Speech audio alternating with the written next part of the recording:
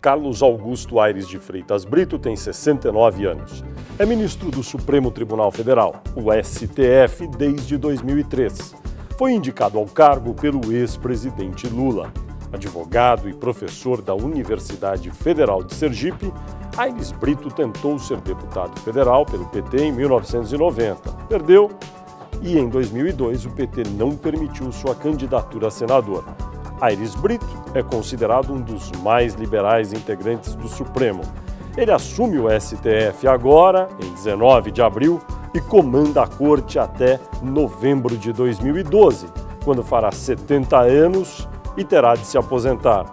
A expectativa é que o julgamento do mensalão ocorra sob sua presidência. Olá, internauta, bem-vindo a mais um Poder e Política Entrevista. Este programa é uma realização do jornal Folha de São Paulo, dos portais folha.com e UOL. A gravação desta edição está acontecendo dentro do Supremo Tribunal Federal. Aqui o entrevistado desta edição é o ministro Carlos Aires Brito, que vai assumir o comando do Supremo no dia 19 de abril. Muito obrigado por receber a Folha e o UOL aqui no Supremo. Eu começo perguntando, o senhor esteve com a presidente Dilma Rousseff, como foi a conversa? Uma visita muito agradável. Fui levar, como de praxe, o convite para que Sua Excelência comparecesse à cerimônia de posse da nova direção do Supremo. E a presidente Dilma foi muito receptiva, muito carinhosa. E desenvolvemos uma conversa muito amistosa, muito agradável, descontraída. Ministro, o senhor vai ser o presidente do Supremo mais liberal da história desta corte? Não acredito que eu seja o mais liberal. Há tantos liberais aqui. As comparações são perigosas, não? Tanto quanto as generalizações, já dizia Milor Fernandes. Eu me considero uma pessoa aberta para o novo. Eu até dizia a você ainda há pouco, Fernando, que minha única questão fechada é minha abertura para o novo. Mas não é o novo pelo novo. É aquele novo que tem um potencial qualitativamente transformador da sociedade. O seu antecessor, que ainda é presidente, né, enquanto falamos, César Peluso, ao assumir, disse que enviaria ao Congresso, era plano dele, um projeto de lei orgânica da Magistratura Nacional Loman nova, uma lei nova. Ele não conseguiu executar esse projeto. O senhor pretende, no seu período na presidência, tocar nesse tema e produzir esse novo projeto de Loman? Sim, será uma das prioridades. Atualizar o projeto de lei e encaminhá-lo. Agora, tudo tem que ser feito de comum acordo com os demais ministros e outros protagonistas de proa da cena judiciária, como os presidentes dos tribunais superiores, também os presidentes de associação. O senhor acredita que durante o período da sua presidência vai ser possível enviar o projeto de Loman para o Congresso? Farei todo o esforço, porque nós precisamos de um estatuto da magistratura atualizado, já produzido de acordo com os princípios e preceitos da Constituição Federal, e a magistratura anseia por essa atualização no seu regime jurídico central, no plano orgânico propriamente dito. Os cerca de quase 3 meses por ano de descanso, em média, que juízes têm de acordo com o que está na lei, entre férias e feriados prolongados e recessos. O senhor acha que esse prazo oficial de descanso anual para os juízes, para os magistrados, é bom ou deve ser reduzido? É um tema que será objeto, no meu período de administração, de focada discussão. Há prerrogativas que se justificam, há outras que se desatualizaram, se defasaram. E o fórum adequado para esse debate me parece o Conselho Nacional de Justiça, que faz o planejamento estrutural e estratégico das atividades do Poder Judiciário. É certo que a atividade judicante é incomparável, é absolutamente insimilar. O juiz não se descarta dos seus processos, das teses que precisa dominar para equacionar os casos, como qualquer pessoa se desvencilha de uma gravata quando chega à sua casa, de uma camisa, de um paletó, joga sobre a cama ou põe num cabide.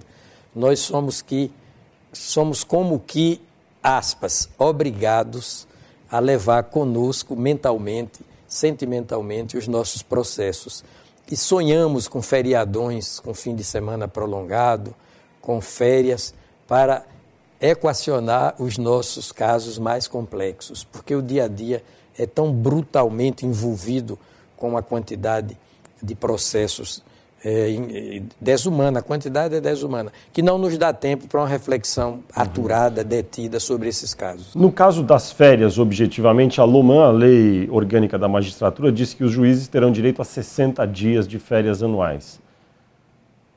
Esses 60 dias parecem corretos para o senhor, ou o senhor acha que o ideal seria reduzir para 30, como a maioria dos brasileiros tem? É como eu estou lhe dizendo. Se considerarmos o princípio republicano da igualdade com os outros servidores, sem dúvida que a redução se impõe para 30 dias. Agora, a partir da minha experiência como juiz, eu não gozo sequer 15 dias de férias por ano. Não tenho condições de gozar. Eu fico permanentemente envolvido com as minhas ações. Até brincando comigo mesmo, eu digo assim quando vou dormir: Senhor, livrai-me de tanta ação, tal o número das ações que ficam à espera da minha reflexão, da minha percepção das coisas. Mas o senhor acha que a LOMAN, quando for enviada a lei, projeto de lei para o Congresso, ela pode contemplar essa... Sim, é um tema obrigatório. Redução? Pode, teoricamente sim. Deve? Se eu fosse falar pessoalmente, pelo meu ponto de vista exclusivamente pessoal, eu tentaria uma redução. Acharia um pouco mais republicana. Agora, eu preciso ouvir os outros protagonistas. É da minha natureza fazer as coisas compartilhadamente, dialogando. O senhor, pessoalmente, seria favorável à redução de quanto? De 60 para 30? Eu seria favorável a uma redução, não sei se exatamente para 30 dias. Mas, conforme eu estou lhe dizendo, não é um tema para ser decidido solitariamente por esse ou aquele administrador judiciário. Precisamos conversar com toda a categoria, com toda a classe dos magistrados. Outro tema polêmico, salários dos magistrados. Hoje o mais alto da magistratura é o do ministro do Supremo Tribunal Federal, R$ 26.723,15. Esse valor é alto, é justo ou precisa ser reajustado para cima? Se for comparado com os servidores, com a remuneração dos servidores, em geral, né, públicos em geral, é um salário alto.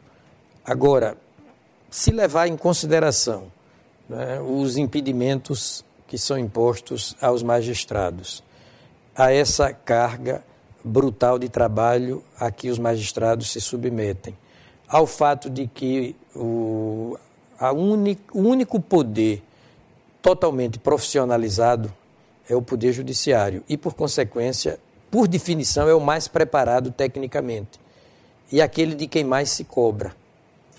E ainda considerando o que efetivamente ganham outros membros do poder, como os membros do Poder Legislativo e os membros do Poder Executivo, sobretudo com o número daqueles que fazem parte de conselhos, né, sob jeton de presença, ou se compararmos o que ganha o ministro do Supremo, por exemplo, com os altos executivos do setor público, na Petrobras, no Banco do Brasil, na Caixa Econômica, etc., é preciso atualizar.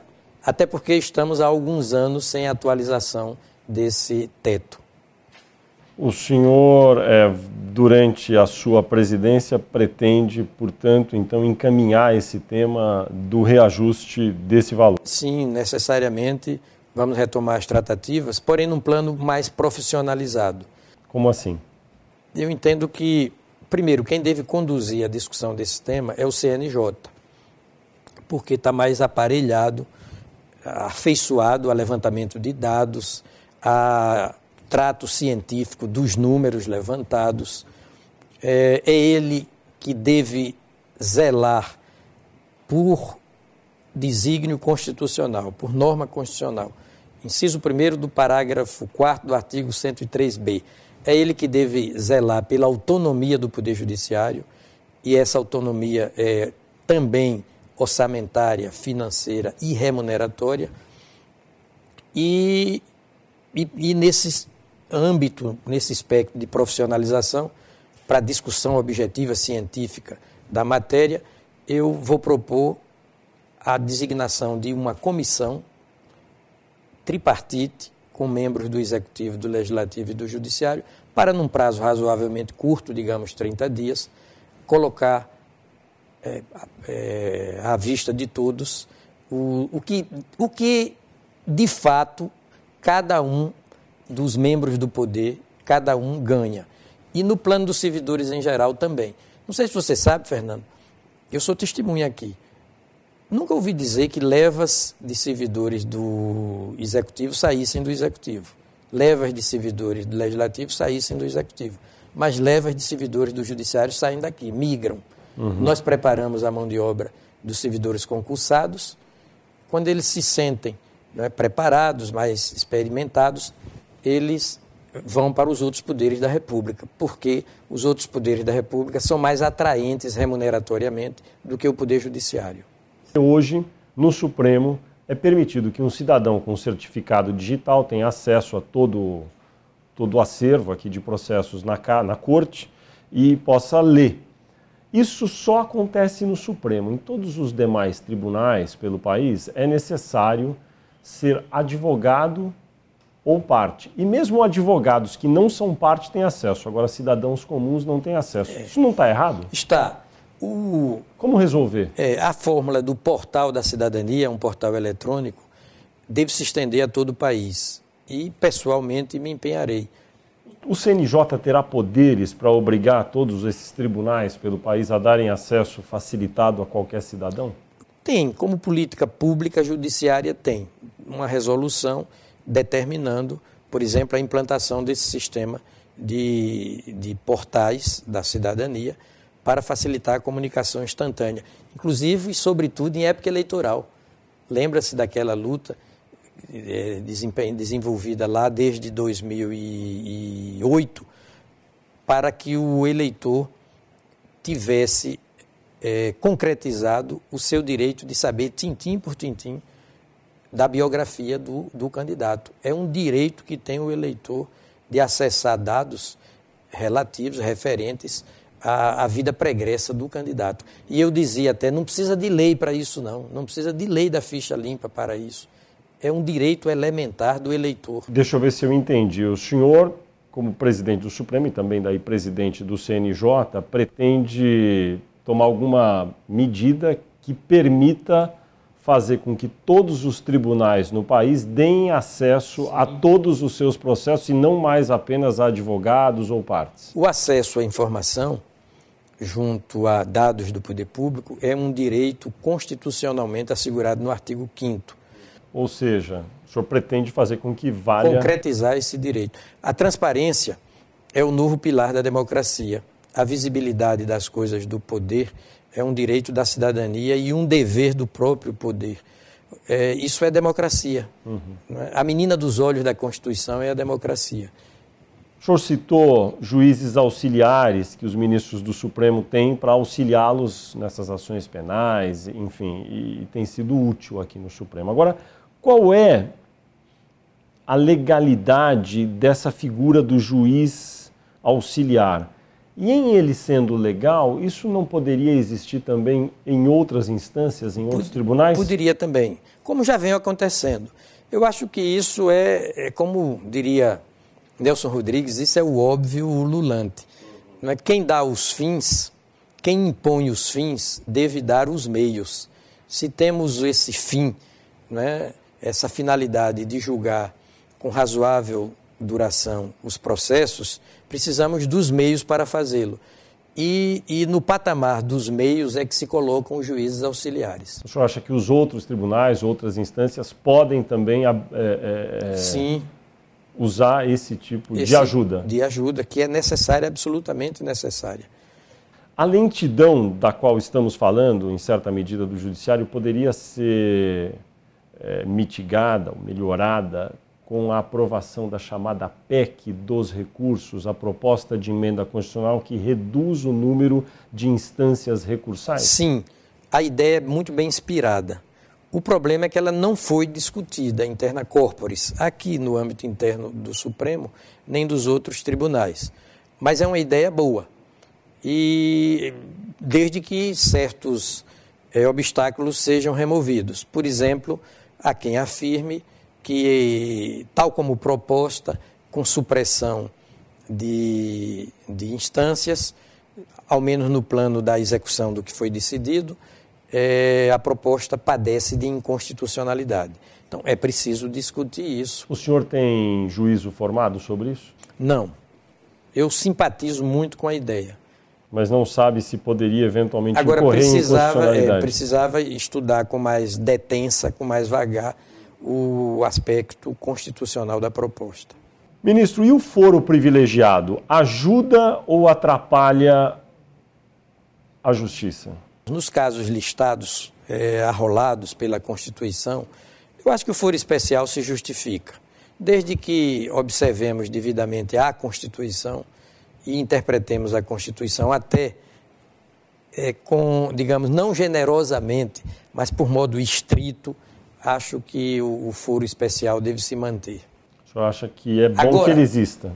Nos termos da Constituição. E nos termos da Constituição, quando você se desinveste do cargo, você decai do foro especial. Ele é chamado de privilegiado, mas na verdade é especial, porque privilégio é uma categoria jurídica das monarquias e não das repúblicas. Magistrados de cortes superiores e dos tribunais de justiça no Brasil, em geral, têm carros oficiais, motoristas, seguranças. É necessário esse benefício? É preciso fazer um reestudo sobre isso. Não é? Em princípio, sim.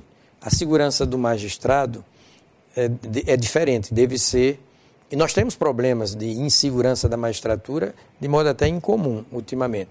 A segurança do magistrado deve ser viabilizada, porque o magistrado lida com os mais caros e delicados interesses do indivíduo, do cidadão, das empresas. Quando se litiga em juízo, o que se coloca em jogo, quase sempre, é a honra de uma pessoa, é o patrimônio de uma pessoa, ou a intimidade, ou a vida privada, ou a liberdade da pessoa. Mas carros com motorista, que é uma prática mais ou menos generalizada no judiciário, isso é um bom hábito? Depende. Se caracterizar mordomia, é evidente que não é, porque passa a ser privilégio.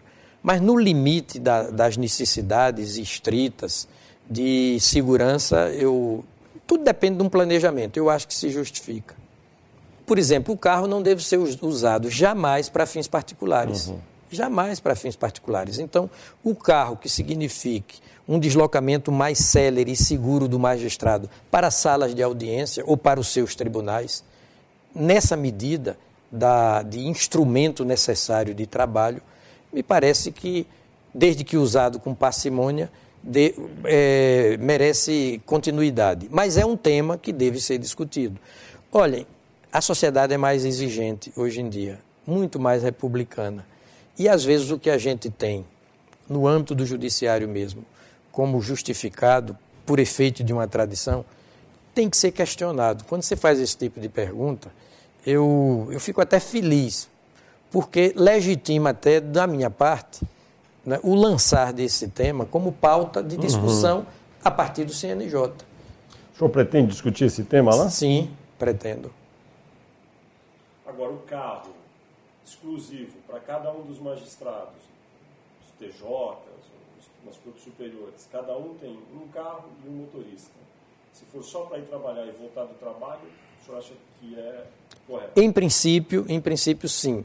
Na medida em que isso signifique celeridade, deslocamento célere e seguro para o seu local de trabalho. Porque o magistrado trabalha também com horários, com audiências marcadas. Não é? Então, ele deve ter facilitado esse seu trajeto para o exercício da função judicante. Vamos falar da punição de magistrados. No Brasil, magistrados que acabam sendo considerados como tendo uma conduta imprópria ou cometeram alguma irregularidade, são punidos com aposentadoria e manutenção dos seus proventos. Esse tipo de punição não teria que ser mudado, até porque para muitos nem é uma punição?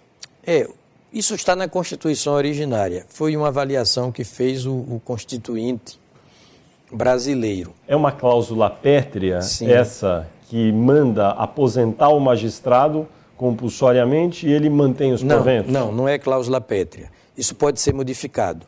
O que fez a Constituição foi o seguinte: disse que quando processado administrativamente, não judicialmente, quando processado administrativamente, por falta disciplinar, o magistrado se submete a algumas penas, como, por exemplo, advertência, censura, suspensão ou aposentadoria compulsória, porque a decisão foi administrativa. Mas isso não significa que o aposentado compulsoriamente, com direito a proventos proporcionais, não venha a perder totalmente esses proventos, desde que ele seja processado, por exemplo, criminalmente. Desde que haja uma ação regressiva. Mas não seria possível, quando ocorre a punição administrativa por um delito ali, que, enfim, é conhecido, que esse magistrado seja removido da sua função e que ele, a partir daquele momento, até terminar o processo, ele tenha uma outra punição, por exemplo, com a perda dos proventos? Isso não. É como eu estou lhe dizendo, a Constituição fez uma opção legislativa. O magistrado que é processado por falta disciplinar administrativamente, ele tem contra si e como pena máxima a aposentadoria compulsória, mas sem perda dos proventos que serão calculados proporcionalmente ao tempo de serviço. O que cabe ao Estado? E penalmente, abrir penalmente um processo contra esse magistrado na perspectiva de desinvesti-lo, né? de caçar o direito a proventos. Nesse particular, então, o Poder Judiciário não poderia agir, teria que ser o Ministério Público. O Ministério Público faria a denúncia. Ou o Congresso mudando a legislação, perfeito. É isso? De ordinário, o Ministério Público, que faz a denúncia e se a infração disciplinar caracterizar ao mesmo tempo o crime, não é delito propriamente dito, e ele pode perder os proventos. Um tema correlato. O CNJ, Conselho Nacional de Justiça, deve ter total liberdade para investigar juízes nos estados ou só deve tomar essa iniciativa depois de comprovado que uma corregedoria local não foi eficaz? Não, decidimos no julgamento da resolução 135 do CNJ que o CNJ tem o poder para atuar tanto de ofício, ou seja, por impulso próprio, quanto provocadamente. Vale dizer, por terceiros. E ele não precisa esperar que o processo seja aberto. Isso está totalmente pacificado? Totalmente pacificado. O que é bom para o sistema de controle. Quanto mais eficaz o sistema de controle, melhor para a Constituição, que se torna mais facilmente aplicável, né? Concretizada. Então, a Constituição é muito copiosa, é redundante, é muito rica quanto aos mecanismos de controle da atuação do poder público. E eu acho que essa proliferação dos controles entregues a órgãos como Polícia Federal, ou Polícia Estadual, Civil, o Ministério Público, Tribunal de Contas, não é? CNJ, quanto mais copioso esse sistema de controle, melhor para a sanidade dos nossos costumes. Devemos interpretar o sistema de controle à larga e não restritivamente. Costumes. É costume no Brasil juízes, magistrados organizarem eventos, congressos, seminários e serem patrocinados nesses eventos por associações e empresas que têm interesses no Poder Judiciário porque têm ações em tramitação. É correto aceitar tal tipo de patrocínio? Esse é um tema que se tornou também, por efeito dessa evolução, não é, mental, digamos assim, nos costumes do corpo social, é um tema que se tornou recorrente, objeto de permanente discussão. E a Corregedora Nacional de Justiça atual, a digna e ilustre ministra Eliana Calmon, do STJ já colocou esse tema em pauta, né, para discussão no CNJ. Qual é a sua opinião sobre esse tema? Eu acho que deve ser interpretado isso com todo cuidado mesmo. Eu sou meio arredio também a patrocínios de congressos por instituições que atuam no mercado e que têm causas quase que permanentemente no judiciário. Eu acho que seria bom não aceitar? Eu simpatizo com a ideia da interpretação restritiva dessa possibilidade. De impedir que empresas ou associações com causas no judiciário patrocinem os eventos. Meu ponto de vista pessoal, em linha de princípio, é esse. Quem poderia patrocinar tais eventos? As próprias instituições, não é, com recursos dos seus membros, dos respectivos membros. Ministro, dia 16 de maio entra em vigor a Lei de Direito de Acesso a Informações Públicas no Brasil. No que diz respeito ao judiciário, dados importantes poderão ou não vir a ser divulgados. Vou citar dois. Por exemplo, os salários e benefícios completos de todos os magistrados brasileiros. 2. A lista completa de todas as pessoas que têm audiência com um magistrado em determinado momento. Esse tipo de informação, à luz da Lei de Direito de Acesso a Informações Públicas, deve ser pública. No caso do judiciário, como fazer para que isso ocorra? Sem dúvida que deve ser também. Olha, o judiciário, ele deve estar na vanguarda e não na retaguarda do saneamento dos nossos costumes. Esses princípios do controle, da transparência, da visibilidade, devem ser exigidos e praticados pelo Poder Judiciário. E o Poder Judiciário quer isso. Um ou outro setor do Judiciário, uma outra reação que reponta aqui e ali, não significa que o Judiciário, como característica central, seja arredio a esse tipo de providência. No Supremo, o senhor pretende implantar dessa forma? Sim. Então, assim, os salários, todos os benefícios diretos e indiretos, as audiências concedidas, tudo vai ser publicado com frequência diária? Sim, vamos sair das palavras e vamos para os atos. Nós decidimos ainda no ano passado, quero crer que por unanimidade, a propósito da divulgação pela Prefeitura de São Paulo da folha de pagamento de todo o seu corpo de servidores. Nós decidimos, acho que eu fui o relator, fui eu o relator, que está correto divulgar, é um direito do cidadão ser informado quanto à folha de salário do poder público de ponta a ponta. E quero crer que o Supremo decidiu essa causa por unanimidade. É uma liminar, não é? Não, a liminar foi concedida pelo ministro Gilmar Mendes quando ele estava na presidência. Já foi o mérito. Quero crer que sim. Mas vamos confirmar.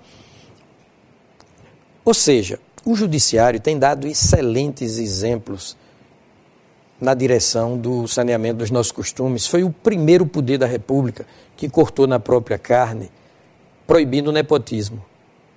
Na ADC número 12, eu fui o relator também, que, apenas por coincidência, não quero fazer autoelogio, a propósito da resolução número 7 de quem? Do CNJ, que é órgão do Poder Judiciário. Tudo que o CNJ faz, é o Judiciário quem está fazendo. Que tipo de informação aqui no Supremo, que por conta da Lei de Acesso a Informações não era prontamente colocada à disposição do público e passará a estar?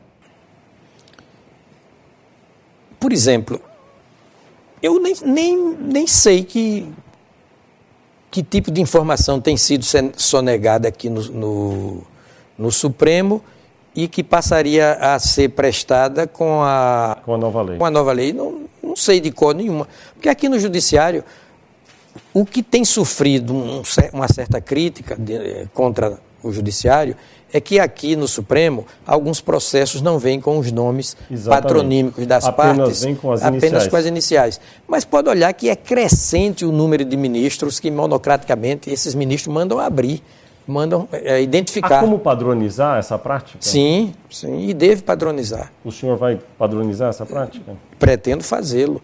Apenas eu tenho cuidado de dizer que a minha administração será compartilhada. Eu sou de dialogar. Eu não faço carreira solo.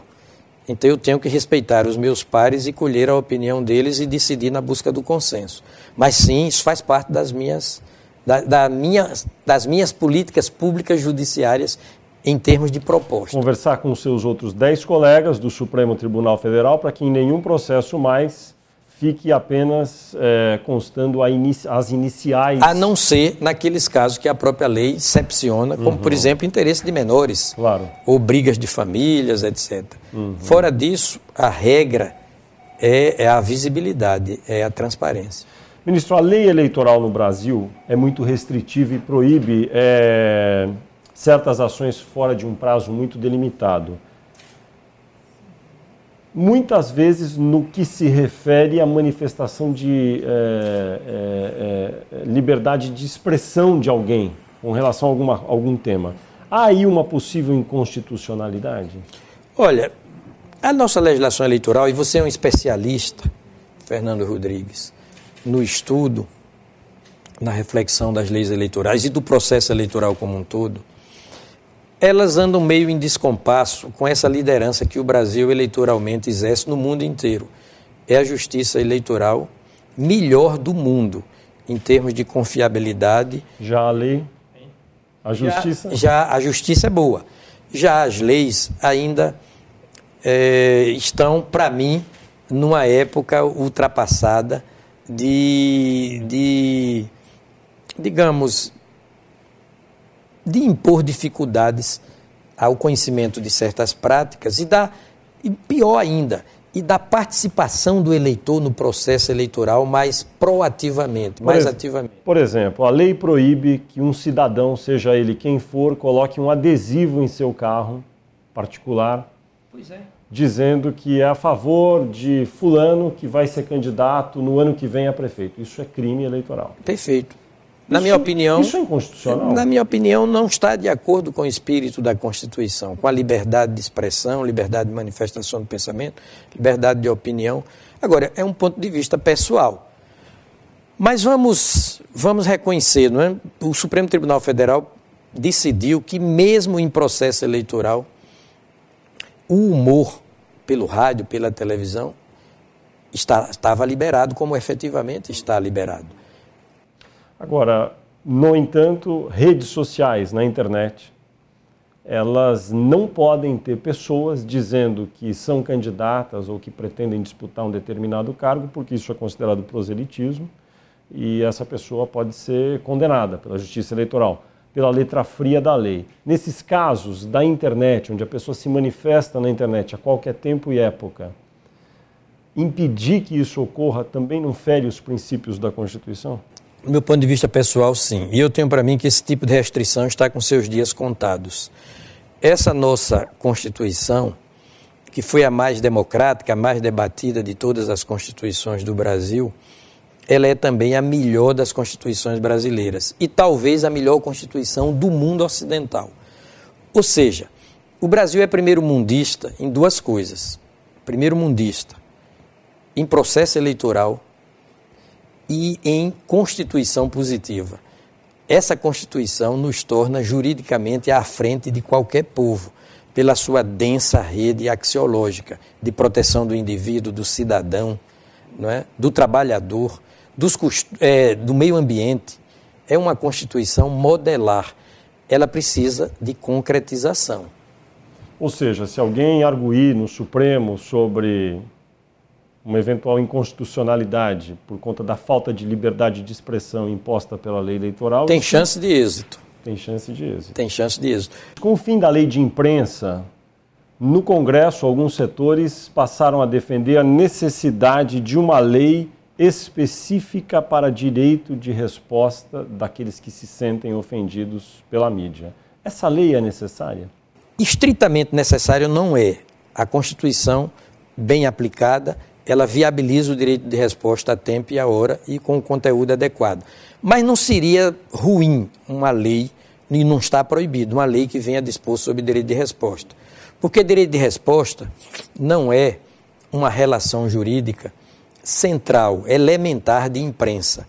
Ela circunda a liberdade de imprensa, mas não é da essência da liberdade de imprensa.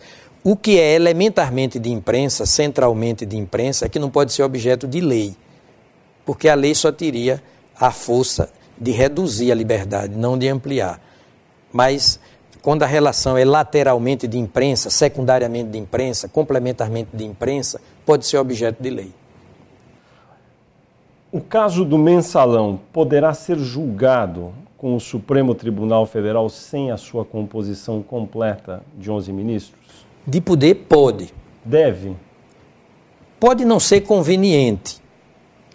Não é que deve, é conveniente? Não é conveniente.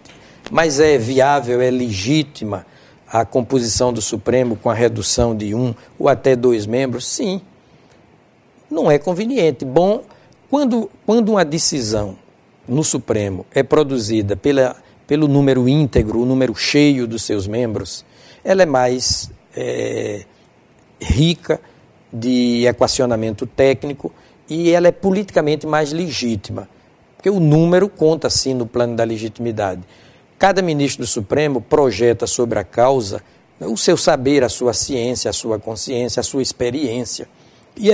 E o número 11, o número íntegro, carrega para a causa uma contribuição nesse plano técnico e político maior. O senhor já estudou o processo, como todos os seus colegas aqui, o processo do Mensalão. Quantos dias o senhor acha que são necessários, fazendo um cálculo realista, para que esse julgamento seja realizado? Eu não estudei completamente o processo. Eu teria condições de votar com brevidade se ele viesse. Eu teria condições de votar com mais uma semana, uma coisa assim, eu teria. Faria um esforço concentrado, estudo focado. Considerando a corte, o número de réus... Mas já venho estudando de algum tempo. E todos os ministros também já vêm estudando. Agora, é um processo incomum, inusitado pelo número de réus, são 38 réus, pelo número de testemunhas, em torno de 600 testemunhas, pelos volumes, centenas de volumes, de apensos, de anexos, não é? Teremos 38 sustentações orais, fora do Procurador-Geral da República, não é? Certamente teremos um relatório alongado, um voto também, em seguida o relatório e o voto propriamente do revisor. Então precisaríamos de um script, na linguagem do ministro Gilmar Mendes, de uma formatação diferenciada para o enfrentamento judicante dessa causa. Levando tudo isso em conta, tudo considerado, o senhor acha em dias corridos são 30, 60, 45? Quantos dias o senhor acha que seria execuível fazer o julgamento? Isso será a formatação ou o script, não é? Será objeto de uma decisão colegiada. O modelo de concepção e de execução das sessões de julgamento, isso será objeto de uma decisão colegiada. Eu quero crer que em 20 dias úteis de esforço concentrado, não é? Num regime quase de mutirão, para impedir uma inconveniência. Qual é a inconveniência? Objetivamente inconveniente, não é subjetivamente. Não é bom que um processo dessa envergadura corra paralelo com o processo eleitoral. Como o processo eleitoral se inicia, né, rigorosamente com o dia 6 de julho, né, e é um processo no país inteiro, com 5.562 municípios, 400 mil candidatos, em torno disso, em torno de 50 cargos disputados entre os cargos parlamentares e os executivos,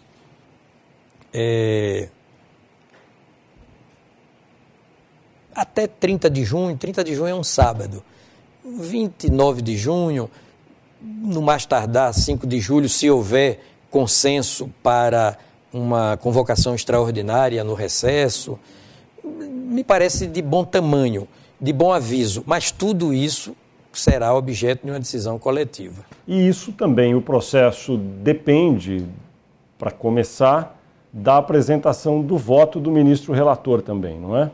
Do ministro Ricardo Lewandowski. Sim, ele é que disponibiliza o processo para a pauta de julgamento. E cabe ao presidente providenciar a publicação da inclusão em pauta, não é, do fato de o processo estar pronto para ser julgado, 48 horas antes da primeira sessão. Não é que o presidente vai julgar em 48 horas.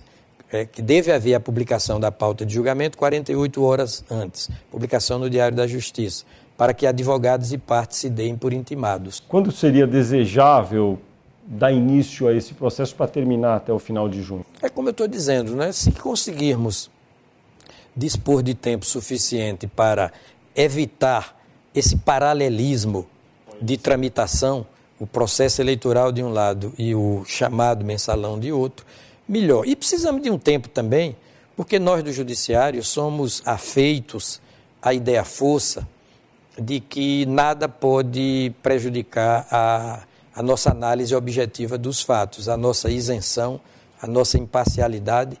Isso é intocável, né? Agora, posso inferir, por isso que o senhor está dizendo, que se entrarmos em junho, mês de junho, sem esse julgamento já em curso, fica muito difícil de julgá-lo antes de julho, então, portanto. Sim, do ponto de vista lógico, pela magnitude, pela complexidade da causa, não é, pelo volume das peças processuais. E depois, agosto. O ministro César Peluso, em meados de agosto, por conta de completar 70 anos, deve se aposentar. Também é fato, não se pode negar isso. Fica difícil no segundo semestre. Fica difícil. Sem falar, eu também me permito dizer isso, sem parte PRI, não há de minha parte, nem de um ministro, predisposição, nem para condenar, nem para absolver, seja parcialmente, seja totalmente. Nós somos vacinados contra esse tipo de pressão, não é? Os jurisdicionados têm o direito de saber que os seus jurisdicionantes são pessoas equilibradas, amadurecidas psicologicamente, tranquilas emocionalmente, imparciais tecnicamente, mas sem prejuízo de nada disso, contar, não é, no processo com a participação de um ministro da envergadura técnica, ética, experimental de César Peluso, é um trunfo. Ou seja, não sendo possível julgar o mensalão até o dia 30 de junho, fica muito difícil no segundo semestre empreender essa missão. Fica mais difícil porque 6 ministros do Supremo estarão ao mesmo tempo comprometidos com o processo eleitoral. São 3 titulares na Justiça Eleitoral, no TSE, e 3 substitutos. E o processo eleitoral, nós sabemos, desencadeia sessões contínuas de ordinário, sessões extraordinárias em número avultado no Tribunal Superior Eleitoral. Efetivamente, do ponto de vista operacional, não é, fica dificultado o exame célere, sem prejuízo da segurança técnica, não é, se o processo até o mês de julho não estiver julgado. O ministro Lewandowski tem dito para o senhor se pretende entregar o relatório como ministro revisor? Não, o ministro Lewandowski é um ministro respeitável, experimentado, é um acadêmico, não é? Tem cerca de 2 décadas de judicatura colegiada, merece toda a nossa admiração e respeito. O timing é dele, é exclusivamente dele como juiz independente. E quais penas prescrevem dessas que o senhor olhou ali, o senhor disse que já estudou um pouco? Em tese nenhuma está prescrito, em tese nenhuma. Desde que seja aplicada a máxima. Ou, não necessariamente a máxima, mas não a mínima, digamos, secamente. Isso depende de cada imputação, depende de cada réu. Vamos ouvir o voto do relator. Elas começam a prescrever quando, ministro? No ano que vem? Não. Depende da... Olha, em tese tudo é possível. Em tese é possível absolvição, em tese é possível condenação total, condenação parcial. Agora, a prescrição vai depender, se houver condenação, da dosimetria da pena. Muitos são réus primários, né? Tem isso, também isso. Então isso puxa a pena para baixo. Vai depender muito da dosimetria. Muitos podem ter, inclusive, penas convertidas em prestação de serviços à comunidade também. As penas alternativas, não é? Isso é possível? Aí é que está. Vai depender do relator, vai depender do revisor, vai depender da dosimetria. Entendeu? Pela Constituição, as penas privativas de liberdade, elas comportam a sua convolução, sua substituição em penas restritivas de direito, porque as penas obedecem ao princípio da individualização. Às vezes, uma pena restritiva de direitos é suficiente para cumprir a finalidade do próprio direito penal, que é ressocializar, não é, castigar e, ao mesmo tempo, ressocializar, reeducar o apenado. Mas eu não gosto de falar sobre isso, porque aí nós estamos partindo do pressuposto de que vai haver condenação fatalmente. E não se pode trabalhar com essa hipótese radical de absoluta condenação de todo mundo, etc. O senhor acha que o fato de muitos serem réus, não acha que o fato de muitos serem réus primários diminui aí o prazo para que a gente tenha até, em alguns casos, as penas prescritas? Em tese, sim, mas é como eu estou lhe dizendo, vamos ver, vamos aguardar. Sobretudo, a análise do relator do processo e sua propositura, e o seu equacionamento da causa, o seu veredicto. Eu prefiro não avançar nesses meandros, até também para não nem palidamente, nem remotamente inibir o trabalho que deve ser tecnicamente elogiável, excelente e imparcial, altivo, como de hábito, ou como invariavelmente sucede com as decisões do ministro relator, que é o ministro Joaquim Barbosa. Ministro Aires Brito, muito obrigado por sua entrevista. Não há porquê. Sempre bom estar com você.